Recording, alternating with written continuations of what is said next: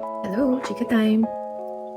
Magrereklamo lang ako kasi yung mga tusok ko, ang dami and may pasa-pasa pa rin ako.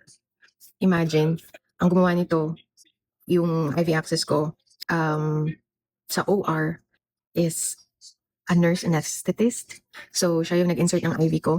I think I have 3 pokes from her. Hindi yung main anesthesiologist yung gumawa ng IV line ko. So anyway, buti na lang sedated ako nung ginawa niya yung IV line dahil yung nurse sa pre-op area, meron na akong line dito sa, kaya lang, ang pangit din. Wait lang, pakita ko sa inyo. So ito, sa kanang kamay ko, nandito sa cephalic vein ko yung ginawa ng nurse. Ito, yung ginawa ng nurse anesthetist. 1, 2, 3. So, ito yung main na line na success. So, I don't know bakit dyan siya nakakuha. Eh, sa totoo lang, ang, ang dali-dali kong sweruhan. Promise, ang dami kong veins.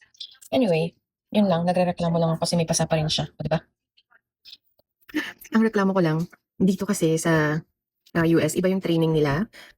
Pati mga doctors, hindi marunong sa bedside skills. So, sa residency, hindi katulad sa atin na nag hindi katulad sa atin na nag hands-on tayo sa mga pasyente. So, hindi sila marunong mag-IV, hindi sila marunong mag